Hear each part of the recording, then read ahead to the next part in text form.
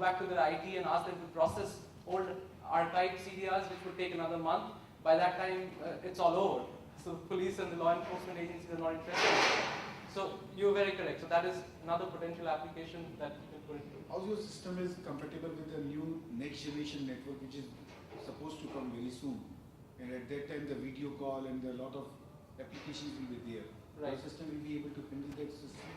Actually, to answer that question, it's actually handling it today. Because if you look at some of the customers, if you look at Videotron, that's a customer in Canada, which is a 4G customer. If you look at Etisalat, we have customers in Egypt who are already on 3.75G. I mean, there's a fancy name, but it's basically 3.5G. So we are already handling some of the next generation technologies and devices. And like I said, you have multiple levels of integration, data, file, as well as API level. So we are doing it as of now. So in India, obviously, the requirements have not come up. We are working with Bharti, we're working with BSNL, we're working with IDEA. But obviously, as and when they migrate to newer systems, the data interfaces or the collectors are already there in the library to be utilized for them. Thank you. Thank you very much for your presentation, Mr. Ray. What we'll do is we'll break for 15 minutes from now, and we'll reconcile at 4:15. Speak to your car. Yeah. Hello everyone. I'm Kannan. I'm here along with my friend and co-founder Yogesh, who enlightened you all with in the morning session on the concept of how to win at people using SMS. Well, when you see people finder application, and it is in the category of social networking. So you might think that this is something similar to Yota Wink, where the concept is like you go on the street, you find a girl, you scramble up to get her name, then you put that name on Facebook search, you get her profile, you see the details of the profile, and finally you end up sending a friend request. But the problem we are trying to solve here is a more serious issue. Let's see what it is. So you must have seen this slide in the morning session. It's about us, about our company. We are 1 year old with 5 people, and we are into social apps, mobile apps, and value-added services. So this is the agenda of the presentation. We'll start off with the concept. We'll see the impact on the environment, the market potential, and the future enhancements that are possible. So what is Yota Finder? Yota Finder is a Facebook-based people finder application.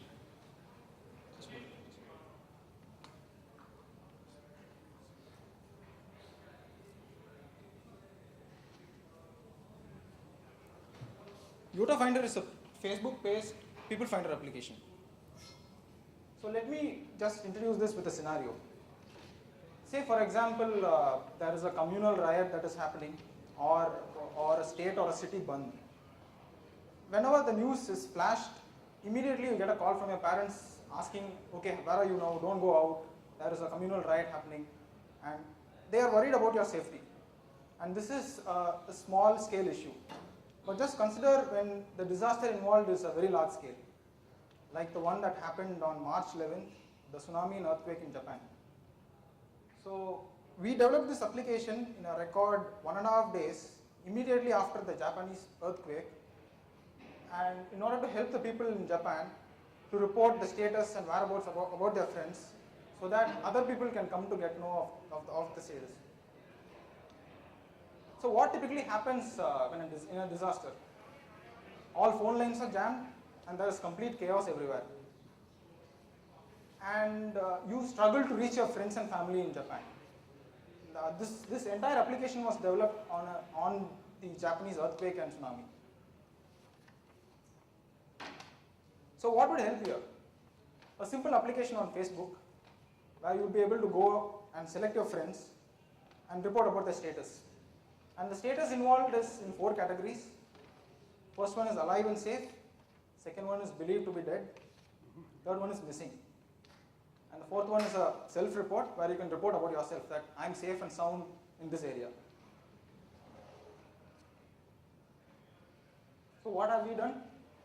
We have created a Facebook application where you report only about your friends and family. Now this is the highlight of the entire application. A competitor for us here would be, probably you would have heard of it, a Google Person Finder. This is by Google, but the disadvantage that they have is you can go and report about anyone. And there is a lot of spam. And recently there was an article in TechCrunch where a family was devastated by the fact that there was a wrong information on Google Person Finder saying that a close relative of them was dead, but in fact he was alive. So the advantage that we have here is Facebook is a closed network of people. So it's like you and your friends. So you can go and report about your friends. Say for example, I have a friend in Japan. I know that he is safe. So if I report on Facebook that he is safe, that goes into a global directory where anyone can find his status. So the second point here is search a global directory of reported users. Like if once I report, anyone can come into the application and search for the name and get to know if this guy is safe or not. So how does it differ from any other Person Finder application in this scenario, particularly Google Person Finder? It is very easy to report. You just have 4 categories and you just have to select your friend and then select the category. If you want to add a tag or a note along with it, you can write whatever information you have saying that this friend is safe in this city and then update the status. And this is very accurate because we feel that you will never lie about your friends. The social impact that is done through this application is it's entirely free of cost and it is done for a noble cause. And we have given this for free, and the only value that we take out from this is brand recognition. So let's have a look at the application. We've had a total of 400 users who checked out the application. We have received a lot of very good reviews from the Facebook developers all across the world. So this is a screenshot of the application. As I already said, this application was developed particularly for the Japanese earthquake. You see a translation URL which loads the Japanese version of the app on the right hand corner. And this is a sample case where I just searched for all people having the alphabet O in their name, and I end up getting a lot of Japanese data. And this is real data for that matter. So we had a total of 30 odd real reports about people who were affected, and we feel that this actually helped a lot of people. So what is the market? Since this is a Facebook application, so we have Facebook as a market, and we feel that Facebook is an amazing crowdsourcing platform. It is the most powerful social network in the world, and it has a presence of almost in 213 countries. So you can just imagine the fact that we can cover disasters occurring all across the world. Second is it has almost close to 700 million users. And the third thing is you don't know when disasters can happen. So we are always on the ready to help people here. So what are the future enhancements that we'll be doing? So we'll have a global directory of crisis points. Say for example, earthquake happened in Japan, and tomorrow it may happen in Brazil, and then it can happen in Mexico.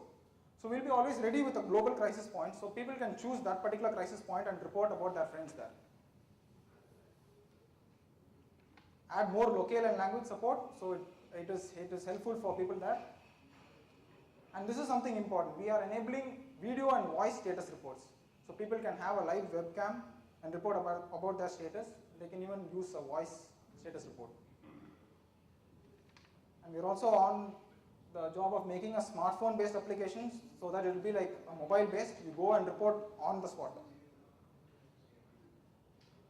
And finally, we can create a disaster analytics platform where we'll be able to identify heavily disaster prone areas, how many people suffered in that, how many people died, how many people were missing, and we feel that this information might be valuable in some case. So, I'm done. Any questions? Quickly, if you look at Facebook, you've got a wall and you've got a newsfeed. Yes. If I update something on my status, then it comes to the wall and it goes to the newsfeed of my friends and relatives who are part of my network. Right. Now, the moment you use an application, it will update. Will it update? Obviously, if I'm using the application, it will update my wall. So people in my network, that means the friends and relatives, will see it in their newsfeed. Okay. Now, will it update the wall of the person on whom you are updating the status? No, this is an application that is not concerned about the Facebook wall. So you have a global directory which you'll be able to see as you saw in the screenshot with the names of the people that were reported. So it is like one source. So anything that you report will go into that source, and you just do a name search to identify that particular person. Yeah, but the directory is lying on your Facebook, right? It's part of Facebook. It's part of Facebook, but it's not part of Facebook So wall. if I'm updating something, Okay. and if I'm using the application, Okay. the moment I use any application, it will reflect on my wall. It will reflect only saying that you are using the application. It will not reflect anything about the application's details. So what is stopping you from allowing the application to update whatever I have updated in the application on my wall? Okay, but for that we would require special user permissions, like You're giving a user permission. The moment you are using an application, okay. the moment I'm a Facebook user and Okay. I'm download and I'm interfacing with an application, all you need to do is that interface, API interface, which will allow that particular user to to give permission to the guy Okay. to update his Yes, wall. yes. Right. So if I'm using that application, look at any applications there Okay. on Facebook. The moment I use an application and I update something on that, it gets immediately updated on my wall. Right, And right. the moment it gets updated on my wall, it gets updated in the newsfeed of my friends and Okay.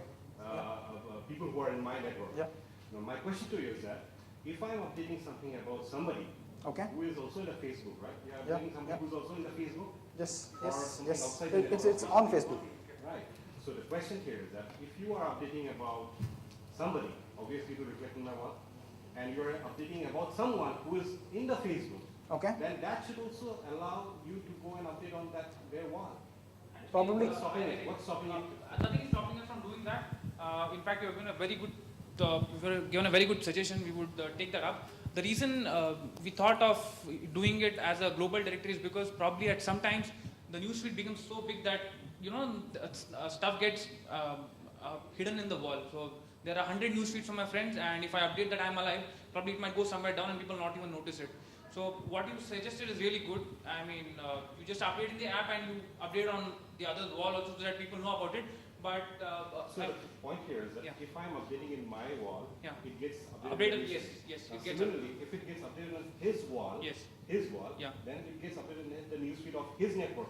So his friends and relatives will immediately come to know. But the And thing this is, the power of that yes, particular yes, feature. correct. Yeah, that helps. Yeah, Not only updates my newsfeed, Yes. it updates the newsfeed of that guy also, right? right. but newsfeed information it will not stay long, right? Yeah, I mean, and it may vanish. That's fair enough. Yeah, a good Look, suggestion. Yeah. Newsfeed for my, say for example, if he's my friend, Okay. and my newsfeed will only be of the updates of my people in that network, Okay. right? Not of somebody else which is like XYZ, Yes, which is yes. not part of my network. Very Right? So that's I think that will enhance. Yes. That's, Okay. that's an observation because if we have not done that, I think it's not living up to its. No, I mean the reason that we didn't do it because a lot of times people are reluctant to give special permissions. So we just ask basic permissions, and basic permissions don't involve wall. You can't For this you need a special permission like to post on wall. users So wall. that is the reason we've not given. But yeah, it's a very good suggestion. We'll take that up. And does it give a kind of, if you look at some of the applications, does it give a view of any map or something that this guy is based on this location and he's there, safe and alive and all that? Actually, that is what you mentioned about crisis point. So as of now, we are not doing location based. I mean, from your browser, we are not taking any location. But that is on when we develop a smartphone application. That is what we are going to do. Okay, thank you very much. Thank you.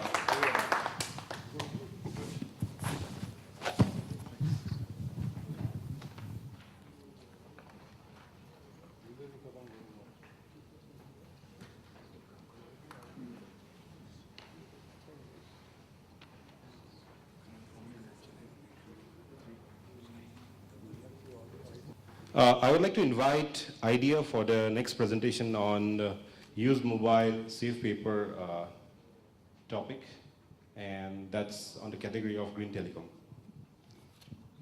I'm Sandeep Palan. I'm representing IDEA Cellular. I'm presenting in the category Green Telecom. I'll be taking you through what all we did on digital media to support our campaign, which was Use Mobile Save Paper, which was the TVC that we had done around the campaign. to start off with, the thought starter for this campaign was that paper is not just paper. Every time we use it, we sacrifice a tree. So if you have seen idea campaigns, our campaigns have always been around how mobile telephony can help us achieve what we can't. It's just an idea that we propose. So the same thing applied here, wherein we said you can use mobile and save paper. It was a radical idea that we had. So the idea was advocating use of mobile phones instead of paper. Now, since the challenge for us was how do we take it on the digital media and create engagement around it, which makes it more actionable for people, so that people take this campaign and advocate and become brand advocates of the thought. So an overall digital approach of idea is that relevancy through content and community, being where the user is. So we try to go down to communities where the user is, try to create buzz around our property and be present where the user is. But with this campaign, the marketing objective was to make users into brand ambassadors, because we wanted users to propagate the thought of use mobile, save paper for us. So elevation of users to brand champions. And with that thought, the digital campaign of idea, I'll just take you through it in the form of a video. This is what we did for the same.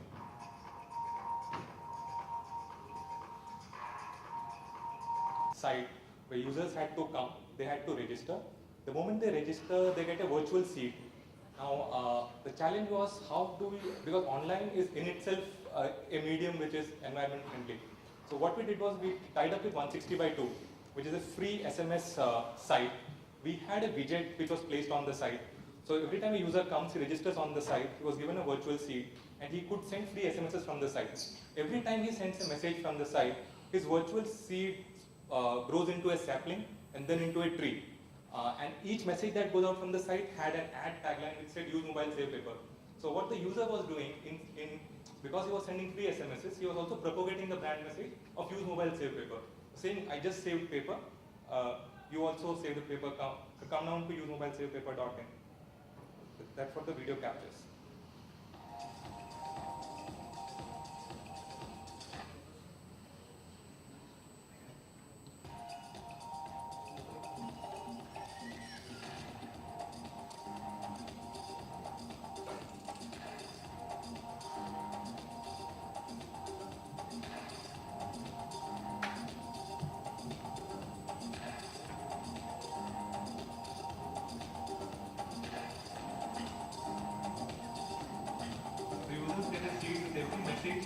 This tree keeps growing and then it bears fruit. So the moment it starts bearing fruit, users are entitled to a free BlackBerry.